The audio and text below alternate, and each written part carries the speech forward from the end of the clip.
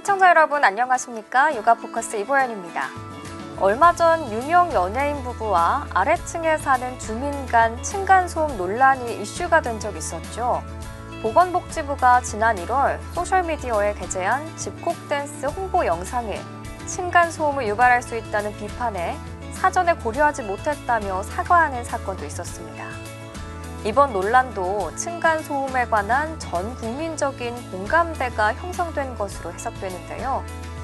코로나19로 인해 국민 모두가 어느 때보다 예민한 상황이고 층간소음은 신체적, 정신적 건강까지 해칠 수 있다고 합니다. 공동주택이 많은 우리나라에서 층간소음은 정말 풀기 어려운 난제인데요. 법과 제도만으로 해결하긴 어렵습니다. 자기 자신의 생활이 소중한 것처럼 타인의 생활도 소중하다는 배려와 이해의 마음 없이는 해결이 불가능한 문제인데요. 오늘은 층간소음에 대해 깊이 있게 생각해보는 시간 가족과 함께 가져봤으면 좋겠습니다.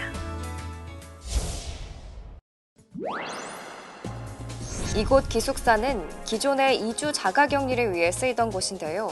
남는 방 40개실을 무증상 해외 입국자를 위한 시설로 만들었습니다. 현재 무증상 입국자는 별도 격리 조치 없이 귀가한 뒤 각자 검사를 받습니다.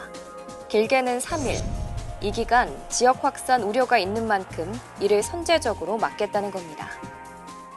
어떻게 하면 입국자들이 중간에서 빠져나가지 않고 가족이나 타인들을 접촉하지 않고 안전하게 PCR 검사를 할 수 있는가를 고민했습니다. 기존 입소자들과는 동선이 아예 분리됩니다. 퇴소자가 나오면 방 전체를 방역하고 환기까지 거쳐 3일 뒤에야 새로운 입소자를 받습니다. 10시, 그 다음에 4시, 저녁 8시 이렇게 해가지고 정기적으로 각 복도라든지 방역을 다 실시를 하고 있고요. 직원 간이라든지 입소자 간에 발생할 수 있는 감염병은 전혀 없이 철저하게 방역은 실시하고 있습니다. 코로나19 증상이 없는 입국자는 인천공항에서 픽업버스를 타고 오고 이후 검사와 입소까지 하루 만에 해결할 수 있습니다. 사전 예약은 고양시 민원 콜센터를 통해 가능합니다.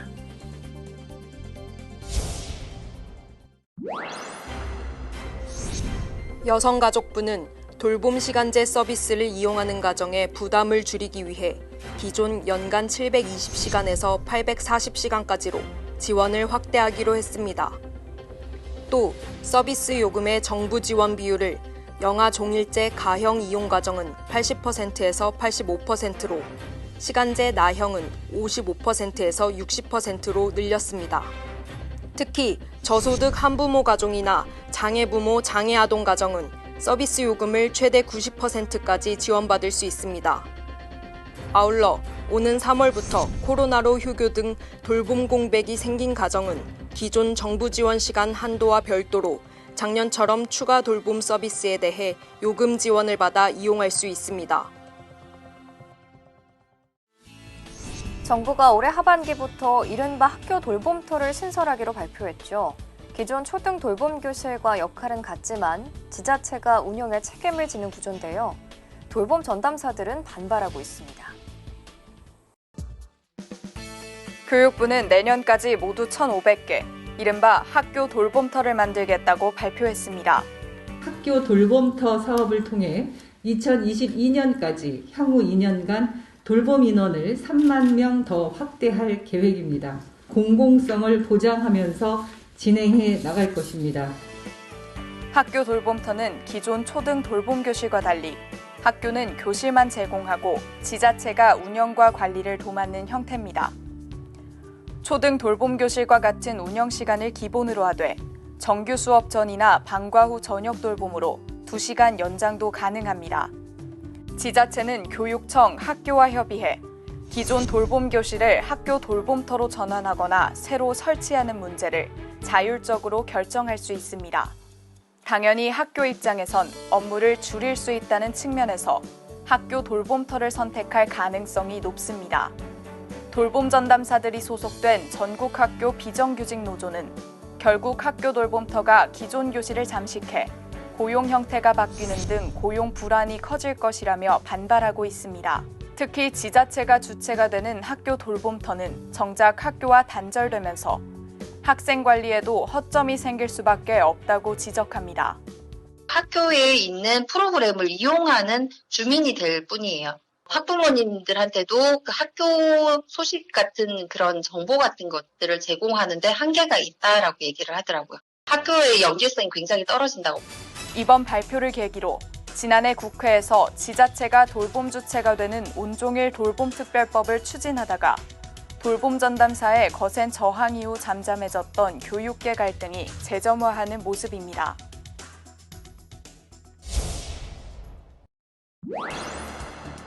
정인이 입양 절차를 담당했던 홀트 아동복지회는 지난해 상태 확인을 위해 가정 방문을 요청했지만 양모는 거부했고 강제할 권한은 없었습니다. 앞으로 아동학대 현장에는 경찰과 전담 공무원이 동행해 조사를 벌입니다. 현장 조사를 거부한 보호자에게는 최대 1,000만 원의 과태료를 물리고 출동한 경찰과 공무원은 신고 현장 외 장소도 조사할 수 있게 됩니다. 여기에 3월부터는 1년 내 2회 이상 신고가 들어온 아동 중 학대가 의심되는 경우 바로 보호자로부터 분리해 보호하게 됩니다.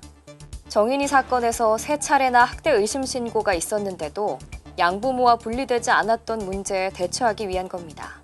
학대 피해 아동 중 2세 이하가 전체의 7.8%를 차지하는 점을 감안해 영아 보호를 위한 보호가정 200여 곳도 확보하기로 했습니다. 아동학대 전담 공무원의 전문성을 높이기 위해 직무교육 시간을 2배인 160시간으로 늘리고 전담 공무원을 전문직위로 지정하는 방안도 검토합니다. 또 입양을 할 때는 입양기관 외부 인사가 포함된 결연위원회가 적합부모를 결정하도록 하고 입양 전 위탁을 제도화합니다. 관행적으로 이루어지던 입양 전 위탁을 법제화하여 아동, 예비 양부모 간 초기 상호 적응을 보다 면밀히 모니터링하고 새로운 가족관계 형성을 위한 준비 과정을 제공하겠습니다. 정부는 현장의 실행 상황을 주기적으로 점검해 미비점은 계속 보완해 나갈 계획입니다.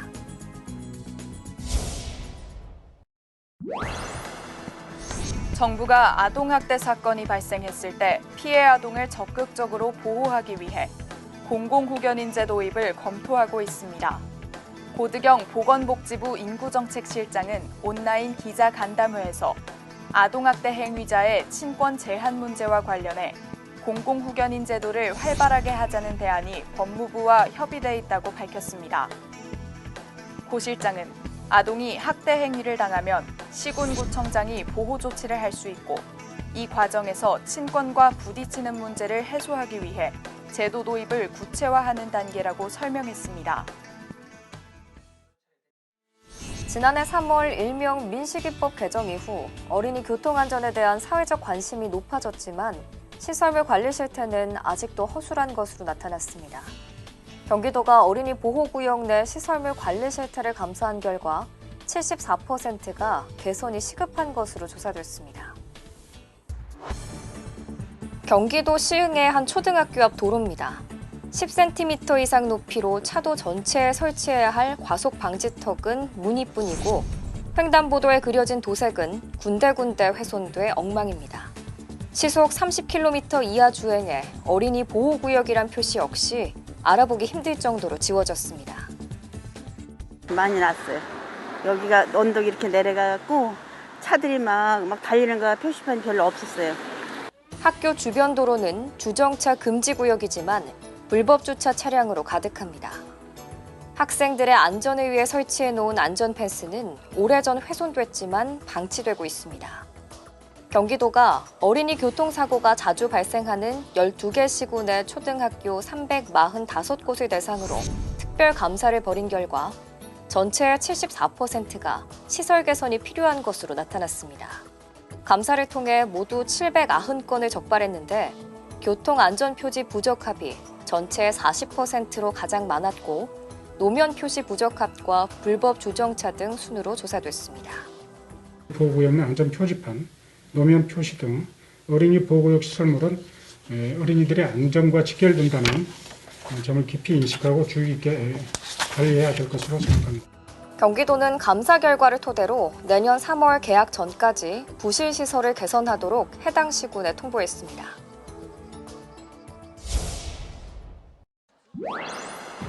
교육부가 지난해 초등학교 4학년부터 고등학교 2학년을 대상으로 진행한 조사에서 학교 폭력을 경험했다는 응답은 0.9%, 100명 중 1명꼴이었습니다.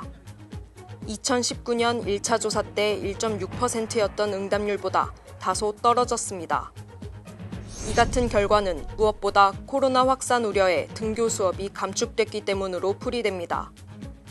하지만 사이버 폭력의 비중은 커졌습니다. 조사에서 사이버 폭력을 당한 적 있다는 응답은 전체의 12.3%를 차지했습니다. 2019년 1차 조사 때보다 3.4%포인트 늘어났는데 예년보다도 비중이 다소 커진 게 눈에 띕니다. 사이버 폭력은 중학교에서 피해 비중이 가장 높았고 고등학교, 초등학교 순이었습니다. 교육계에선 무엇보다 사이버 폭력 비중이 커진 것은 비대면 수업에 그늘일 수 있다는 점에서 우려하고 있습니다. 비대면 수업이 장기화되고 여러 가지 그 스트레스와 억눌림, 또 무력감 이런 것들이 사이버 폭력으로 연결될 수 있다고 봐요. 정서적인 안정, 또 심리 치유 이런 부분에 대한 프로그램이나 방안들이 함께 강구돼야 된다고 생각을 합니다.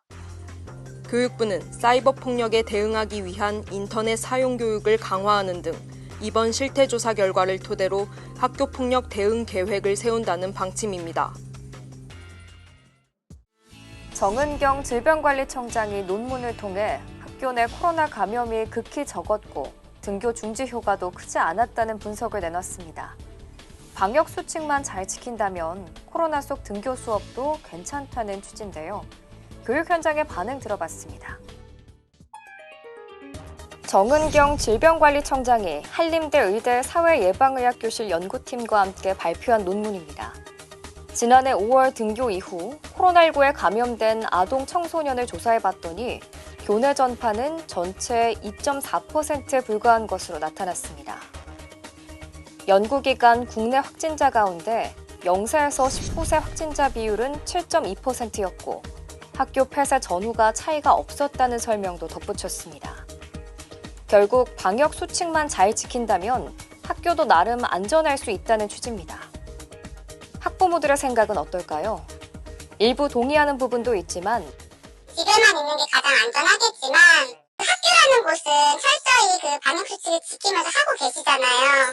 아이들끼리만 있고 다른 사람들이 섞이거나 그것도 아니고. 전면 등교 수업은 아직 시기상조라는 목소리가 작지 않았습니다.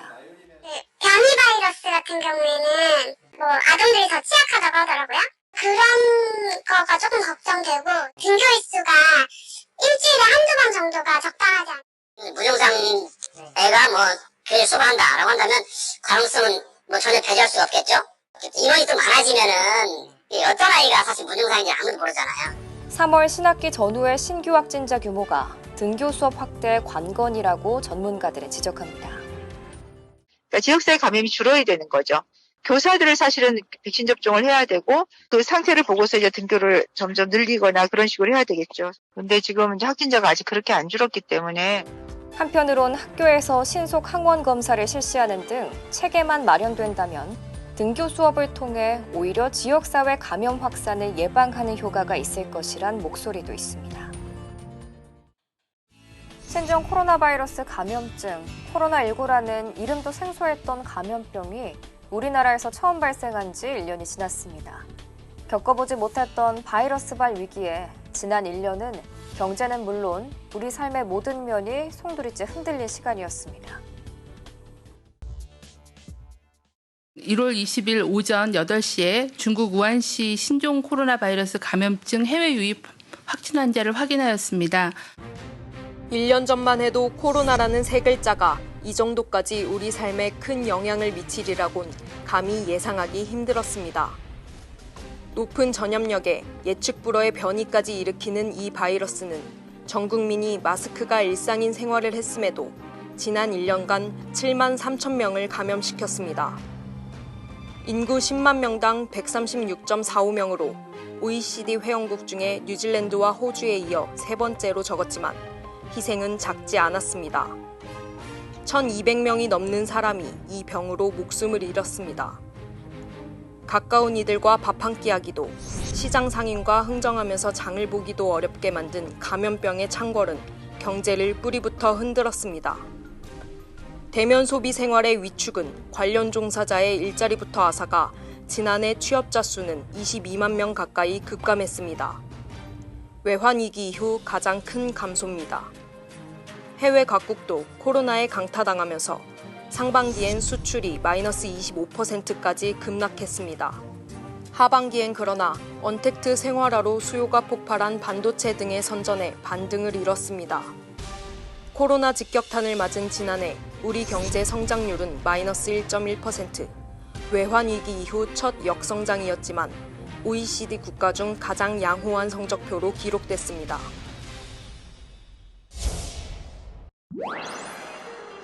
경기도 고양시와 이천시 등 각 지방자치단체 등에서 도입되고 있는 콜 체크인. 전화 한 통이면 인증이 끝나 어르신들처럼 디지털 기기에 익숙치 않은 경우 쓰기 편하고 개인정보 유출 우려도 없다는 게 장점입니다. 도입된 지 벌써 4개월. 그런데 정작 콜 체크인은 여전히 보건복지부가 인정한 공식 출입 인증 수단이 아닙니다. 역학조사에 콜 체크인이 활용되고 있지만 보건복지부는 아직 QR코드 전자출입명부와 수기출입명부 두 종류만 인정하고 있습니다. 이 때문에 유용한 줄 알면서도 도입을 망설이는 지자체도 있습니다.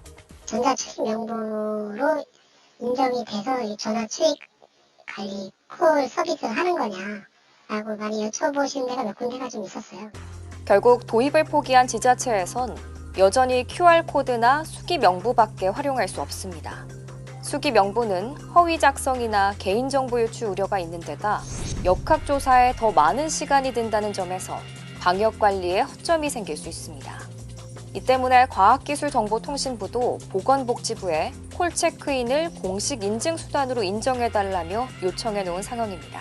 수기명부 아니면은 뭐 통계관리나 이런 것들 인정을 좀 못 받는 그런 사례가 있는 거더라고요. 좀 검토해달라라고 말을 해놓거든요. 하지만 실용화와 도입이 이루어진 지 한참이 지났어도 보건복지부는 여전히 검토 중이란 답변만 내놓고 있습니다.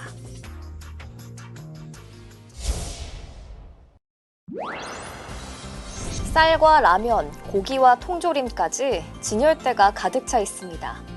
영락 없는 동네 마트인데 가격표가 없습니다.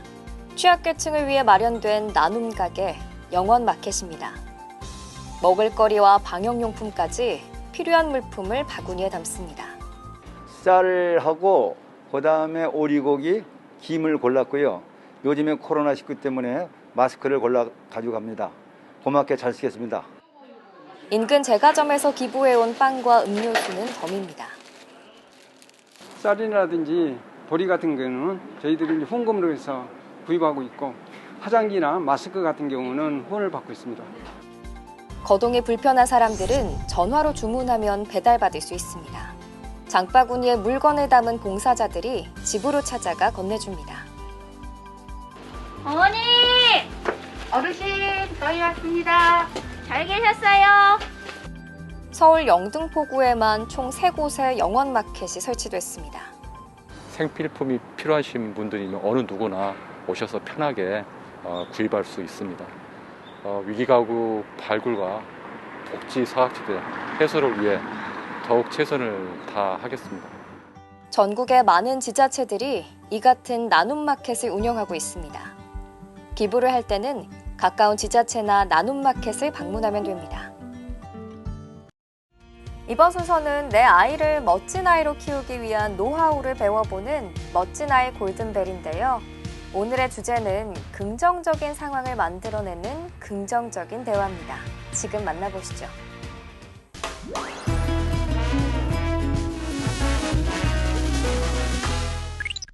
자녀와의 멋진 대화를 위한 세 번째 과제는 오, 노 대화, 오, 예스 대화 알아보기입니다.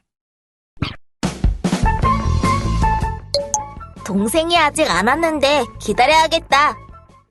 빨리 안 나오고 뭐해? 다른 친구 벌써 왔잖아. 뭘 그렇게 꾸물거리니? 그게 아니고... 동생이 아직 안 왔는데 기다려야겠다. 민수야, 빨리 나와야지. 아빠, 민지가 아직 안 와서 같이 가려고요. 우리 민수, 동생 기다려주고 있구나. 민지가 어리니까 도와줘야 돼요. 우리 민수가 동생 생각하는 모습이 정말 멋지다. 두 대화를 보시고 어떤 느낌이 드세요? 내가 아이의 입장이라면 어떤 느낌이 들까요? 아이는 행동, 몸짓, 표정, 억양으로도 마음을 표현합니다. 부모의 질책을 받은 아이는 얼굴 표정도 속상하지만 무엇보다도 마음속 표정이 너무 속상할 것입니다. 부모의 격려를 받은 아이는 얼굴 표정도 환하지만 마음속 표정도 자랑스러울 것입니다. 아메리카 원주민들은 온전한 경청을 위하여 토킹 스틱을 이용했다고 합니다. 토킹 스틱을 잡은 사람은 자유롭게 이야기하고 다른 사람은 그 이야기에 온전한 경청을 해야 합니다. 아메리카 원주민들은 토킹 스틱을 들고 이야기를 하는 경우 누구도 말을 끊지 않고 끝까지 들어주었다고 합니다. 그들은 상대방의 이야기를 끝까지 들어주면서 상대방의 속마음을 충분히 알 수 있었겠죠. 아메리카 원주민들의 경청의 지혜를 기억하며 자녀의 얼굴 표정과 마음속 표정이 환해질 수 있도록 오 예스 대화하기에 도전해보세요. 멋진 아이와 멋진 부모가 멋진 대화를 할 수 있습니다. 아이를 존중하는 긍정의 대화를 위해 감정이나 비난, 편견, 평가 없는 중립 언어로 말하고 대화 신호등을 항상 잘 조절하면서 대화하고 아이의 마음속까지 행복한 오 예스 대화를 위해 멋지게 도전해보세요. 정말 기쁘고 행복한 순간에 사람들이 골든벨을 울리는 것처럼 멋진 아이와 멋진 대화를 시작하는 멋진 부모가 되기를 바랍니다. 감사합니다.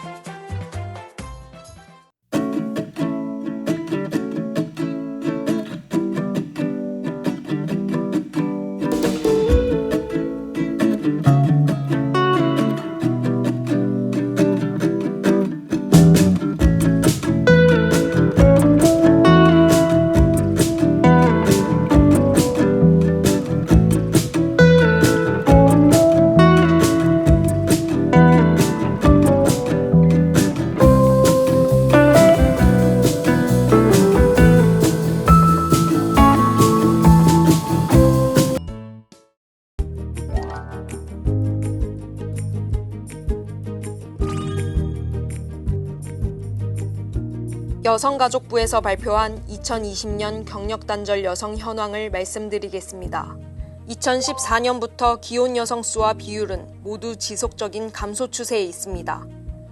기혼 여성 수와 여성 인구 대비 기혼 여성의 비율은 2014년 973만 3천 명으로 전체의 64.8%였으나 해마다 감소하여 2020년에는 857만 8천 명으로 전체의 60.8%를 차지했습니다. 전국 경력단절 여성 수는 2016년 1920만 4천 명이었던 것이 2020년엔 1500만 6천 명으로 역시 감소 추세에 있습니다. 기혼 여성 중 비취업 여성 비중은 2014년부터 2019년까지 계속 감소하고 있고 취업자 비중은 증가하는 추세에 있습니다만 2020년에는 코로나19의 영향으로 비취업 여성 규모와 그 비중 모두 전년 대비 크게 증가한 것으로 나타났습니다. 이제 다음 주면 설날입니다. 코로나19 때문에 예년 같은 설 풍경은 기대할 수 없지만 그래도 마음은 분주하고 준비해야 할 것도 한두 가지가 아닐 텐데요. 이번 설 명절을 통해 또다시 코로나19가 재유행하는 상황이 발생하지 않도록 슬기롭고 차분하게 설 명절을 준비하는 지혜가 필요한 때입니다. 육아 포커스 준비한 소식 여기까지입니다. 저는 저녁 9시에 다시 찾아뵙겠습니다. 고맙습니다.